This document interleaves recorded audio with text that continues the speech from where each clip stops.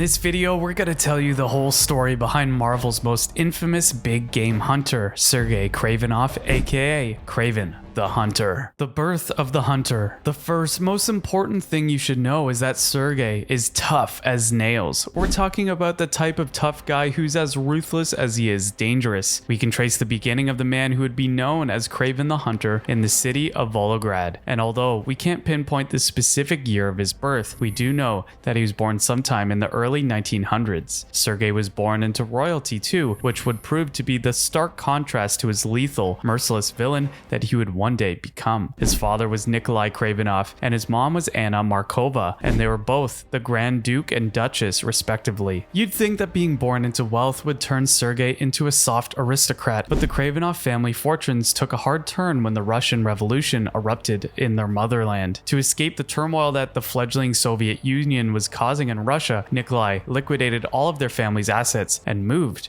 to the United States in a parcel of land that would be called Kravenov Estate. Things just got worse from here as Nikolai became increasingly depressed from the events that befell their house. The Kravenov patriarch found solace in the affair with one of their estate's help, a woman named Sonia. This extramarital relationship even bore an illegitimate child named Dmitry, a boy who Sergei did not take kindly towards. Eventually, Sergei was more than happy to be rid of his half-brother when Dmitry was taken away by a man named Gustav Fires. But the Kravenov family fell further into disrepair when his mother lost her sanity. By the beginning of the 1920s, Sergei would meet a fellow exile named Aja Arisha, a woman of Wakandan descent. They perform a profound relationship with each other, and Sergei would even help Aja reach her son Takar. Eventually, Sergei and Aja took a trip to Wakanda, where the Wakandan would serve as a sort of protector role in his life. Specifically, Aja imparted her homeland's customs and ideals to Sergei, especially the concept of having a fiery passion for hunting. In fact, this is the point in Sergei's life where he transformed from regular old exiled Russian aristocrat to Kraven the Hunter. Upon becoming Kraven, Aja noticed that Sergei was walking down a dark and treacherous path thanks to the pent-up anger residing within him. So the Wakandan decided to help him let go of this anger when they got back to New York. To do this, Aja performed a Wakandan ritual called the Yansan An, which was meant to suppress Kraven's more violent and rage-filled tendencies. This arduous rite involved putting out Sergei for a couple of weeks with the help of natural remedies and concoctions, after which he would be reborn into a more emotionally and mentally stable version of himself. But you can always trust Marvel to put a wrench in the best laid plans, as Aja's plan to help Sergei get rid of his anger blew up in both their faces. Instead of suppressing it, something went wrong with the ritual, and it ended up amplifying Sergei's inner rage. This whole debacle even soured the relationship between Aja and Sergei.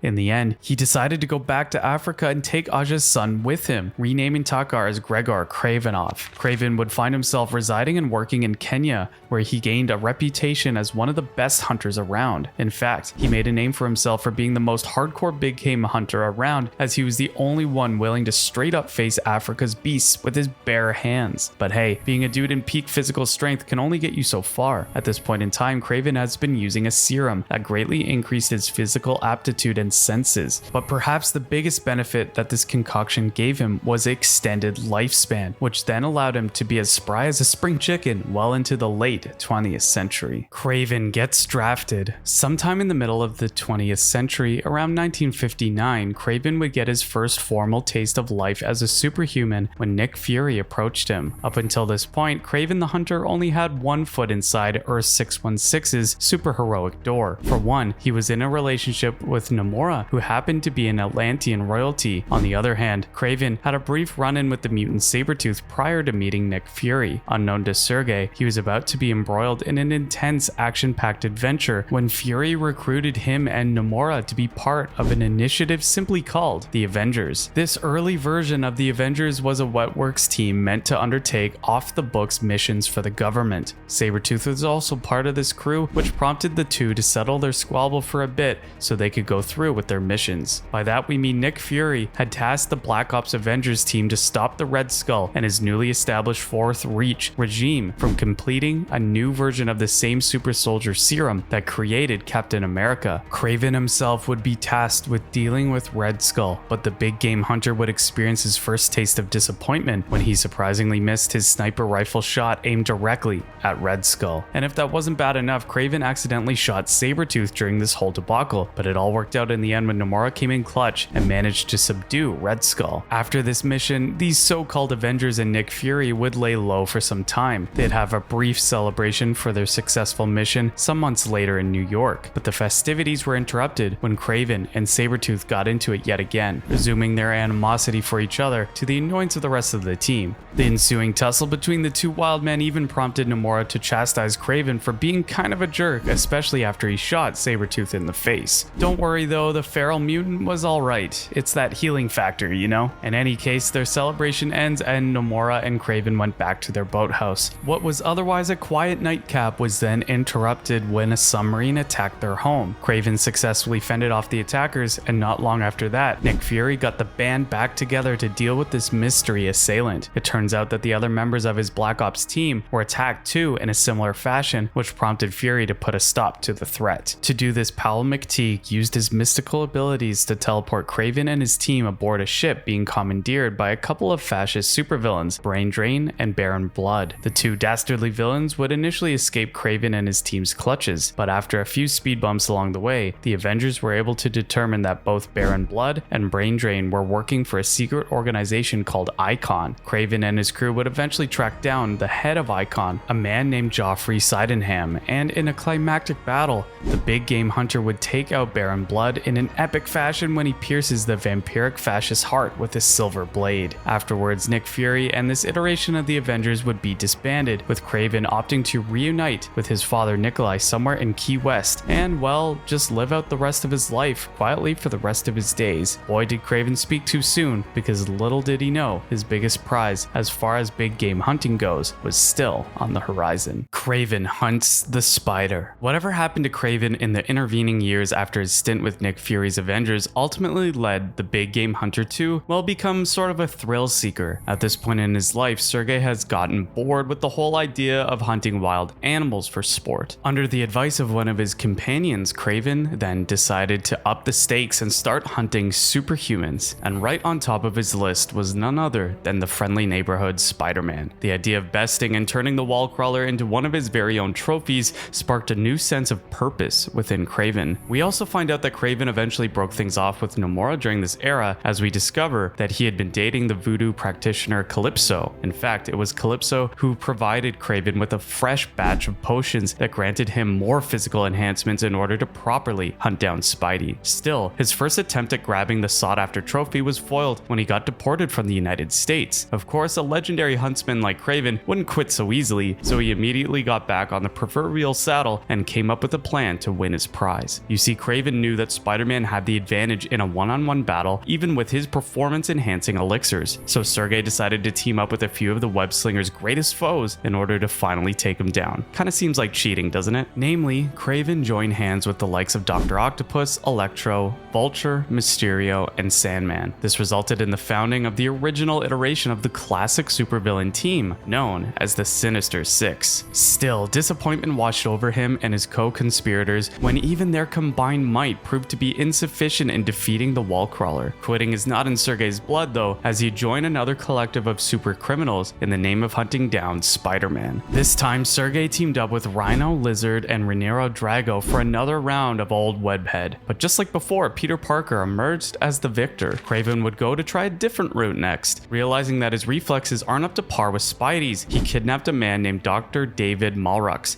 a specialist in the field of psychomotor responses, in order to help him keep up with the spry Wallcrawler. But Sergei's plans were foiled when the superhero Tigra caught up with him and defeated him. Now, you'd think that Kraven the Hunter would just take the L at this point, but you'd be wrong. In fact, the repeated failures just further amped up Sergei's desire to bag his spider-shaped trophy. As they say, the harder the task, the sweeter its accomplishment. Kraven's last hurrah. Now, one of Kraven the Hunter's most defining characteristics is that the man is what you'd call a purist. He's almost always painted as a villain, sure, but he does have a code. code. By that we mean that Sergei respects the whole idea of the hunt so much that he refuses to use modern weapons and cheap tricks to do it. To him, it cheapens the game and is an insult to his honor as a true blue man of the hunt. But a code is only as good as the circumstances that permit it. After numerous failures in defeating the wall crawler, Kraven started to rack his brain in order to find a way to capture his most prized target. Eventually, Kraven had an encounter with the merc with a mouth, Deadpool. During this time, Deadpool has possession of the infamous Venom symbiote, and in the aftermath of their fight, Venom possessed Deadpool's body and spoke to Kraven, telling him about how he could beat Spider-Man for good. And while Kraven was ready to sacrifice his honor as a hunter if it meant taking out the wall crawler, so Venom told him just to use a gun and shoot Pete with it, an advice that was enough for Kraven to ignore his so-called code. The next time Sergei met Spidey, he did just as the Venom symbiote told him and, well, seemingly shot and took out the web slinger. Just to bask in his victory, Kraven even took Pete's seamlessly lifeless body and buried it underground. Considering that Sergei had a really hard time defeating his sworn foe, you'd forgive him for donning the Spider-Man costume in place of Peter. During this time, as the new Spider-Man, Kraven went on a tear through New York, brutalizing and even straight up taking out the criminal element of the city. However, we eventually find out that Kraven didn't shoot Spidey with a regular old slug. In truth, he used a powerful tranquilizer dart, which just ended up incapacitating Pete for a period of time. The reason behind this? Well, Kraven might have been tempted to break his hunter's code to gain his trophy, but like we said, the man is a purist through and through. His honor just wouldn't let him cut corners. In the end, Spider-Man was able to dig himself out of the hole where Kraven left him. The big game hunter would confront Pete and pretty much talk to him about the spirit of true competition and sport as a hunter before confessing to the police of his crimes. In a sad turn of events, Kraven decided to take himself out after this whole saga. The return of the hunter. Kraven might have been out of the picture for some time, but the Kravenov bloodline was well and alive. After his apparent death, Kraven's wife Sasha made moves with the rest of their family to find a way to bring Sergei back to life. This whole grueling ordeal culminated with Kane, one of Peter Parker's clones, and the closest thing that he had to a brother, took on the guise of Spider-Man. This particular twist saw Kane's death at the hands of the Kravenov family, who used him as a sacrifice to resurrect their Sergei. The ritual works, but Kraven was not too pleased with his wife and kids bringing him back from the dead. For one, Sergei found it rather distasteful and dishonorable that he was denied a warrior's death. To make matters worse, the rest of the Kravenov family actually flubbed the resurrection ritual when they sacrificed Kane instead of Peter himself. As a result, Kraven was cursed to walk the earth and could only meet his end at the hands of the original wall crawler. You'd think that the dominoes would fall in place at one point, given that Spider-Man was on a warpath to take revenge on the Kravenov family for what they did to Kane. In fact, Peter originally planned on taking out Kraven, but his moral fiber got the better of him and the wall crawler ended up allowing the resurrected hunter to live. After this whole mess, Kraven decided to embrace his role as the Kravenov family patriarch. He and his family retreated to the Savage Land, where Kraven planned on instilling some very hard lessons on his kids. Simply put, Kraven believed that his children were a bunch of softies and a bit of time in the Savage Land would toughen them up. Sergei wasn't playing either. One of his kids, Sasha, refused to play by his rules, so he took her out. And as for the other kids, well, let's just say he made them turn on one another. It's survival of the fittest. Kraven's time in the Savage Land would culminate in a confrontation with the Venom symbiote again. This time, the Black Alien had bonded with Flash Thompson to become the super spy known as Agent Venom. This bout resulted with Kraven almost snuffing the lights out of Flash, but a literal giant bat foiled his plans. Sergei's quest to end his curse continued when he encountered Bruce Banner, the Hulk. He proposed a deal with the Jade Giant to bring Spider-Man to him so that the Wallcrawler can end his curse. But in the end, Hulk refused, and the two sort of ended up in a classic team-up. It wouldn't last long though, as their partnership would end when the Hulk literally sent Kraven flying across the city when he felt that their collab wasn't going so well. Somewhere along the way, Kane also found himself resurrected, so Kraven sought him out in hopes of using Kane to end his curse. You see, Kraven believed that having Kane end him would be enough to break it. So Sergei captured Kane and started turning the guy's life into a living hell to force him to take the big game hunter's life. This encounter found its climax when Kane managed to fight Kraven and incapacitate the man. But Kane's not a bad guy. He ended up bringing Kraven back to life with the belief that taking him out once was enough to break his curse. The next time we see Sergei, the man's aching to have a worthy heir to the family name. In his bid to do so, Kraven met with the Celestial named the High Evolutionary, who then crafted 87 clones of the Hunter. But remember, it wasn't like Kraven didn't have any family at this point. His daughter Anna, who had been loyal to him all this time, was outraged to find out that her father cast her aside in favor of his own clones. So Anna decided to renounce her name and leave Sergei. It wasn't like like he was going to win any Father of the Year awards either, because Sergei pretty much shrugged his shoulders when Anna left. Instead, he put all his time and attention into raising his clones to be the perfect successors to his legacy. Not long after that, Kraven would find himself locked in battle with one of Marvel's most powerful superheroes, Squirrel Girl, after a big game hunter attacked Tippy Toe,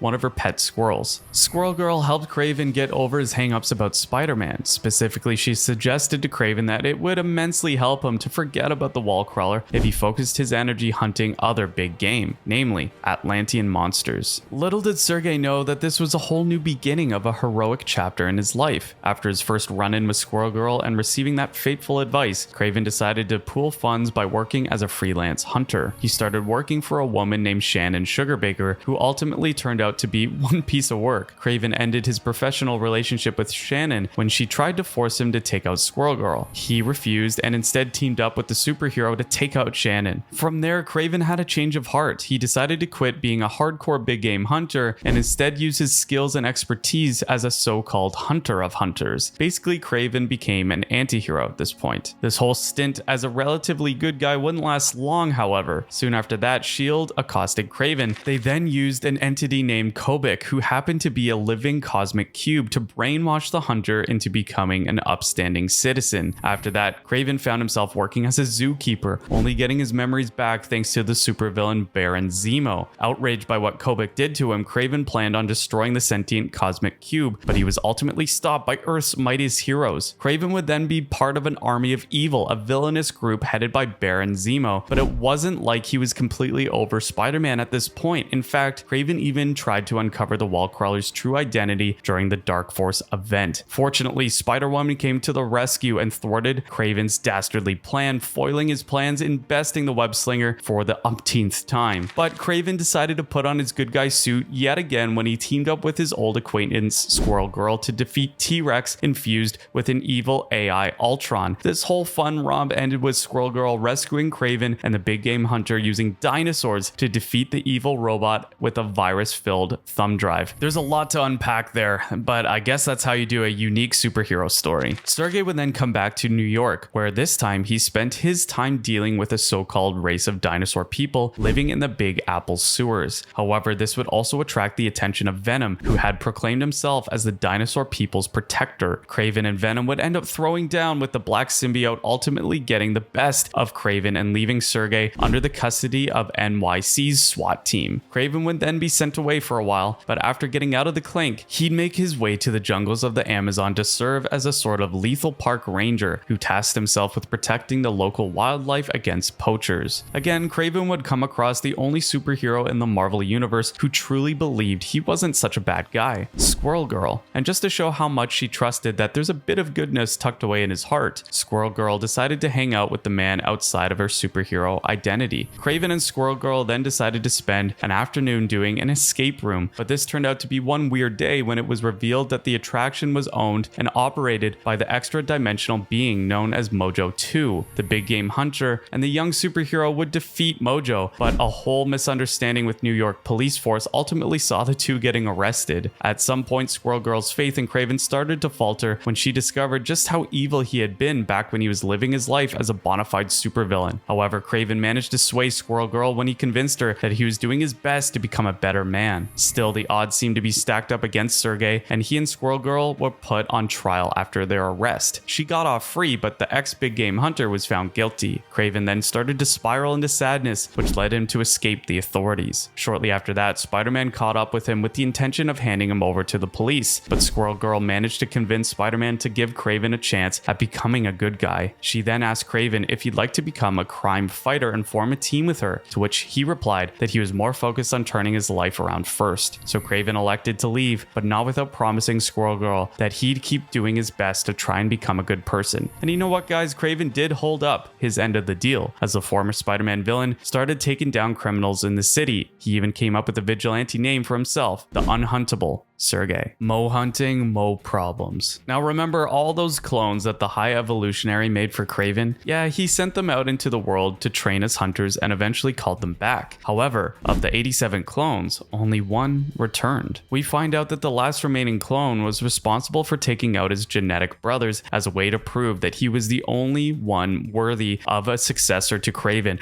In fact, he even garnered the title the last son of Kraven because of this. Kraven embraced the fact that this one clone proved to be the ideal son he had always wanted, so he welcomed the last son with open arms. They then set out to hunt poachers threatening the world's wilderness. Sometime later, we discover that Kraven had become kind of a bad guy again when he started this whole business venture wherein he took over Central Park and kidnapped a bunch of wildlife-themed villains. He then opened the park for the wealthy, deluded billionaire boys to think that they're real hunters by letting them go after these captured supervillains. But it wasn't like Kraven had become a full-on bad guy again, he was just mentally unhinged a bit. On one hand, he wanted the captured animal-themed villains to honor their namesake by sacrificing their lives. On the other hand, it wasn't like he made things easy for his rich clients either. To make them realize the true spirit of the hunt, Kraven hooked them up to robots who, when damaged, also risk harming and even killing the rich folks trying to pilot them. We also find out that Kraven's curse continued to persist even during this time, so to finally put an end to it, he roped Spider-Man into his lethal theme park. After pulling the strings of the game, Kraven tried to force the wall crawler into breaking his code against taking a life and forced the superhero to take him out. But Spidey didn't fall for it. He just gave Kraven a well-deserved beating and even stopped himself from taking out his son, too. Realizing that he went overboard with this whole Central Park scheme, Kraven ultimately called the whole thing off and released all the supervillains he captured. He even took it upon himself to face off against his clone. To do this, Kraven put on the Spider-Man suit and sacrificed his life to stop the last son from wreaking havoc. His curse was lifted because of this, since the rules were that he had to lose his life to Spider-Man. Considering that he embodied the wallcrawler's spirit and ideals during this climactic clash, it was enough to nullify the curse and finally give Kraven the end he desired.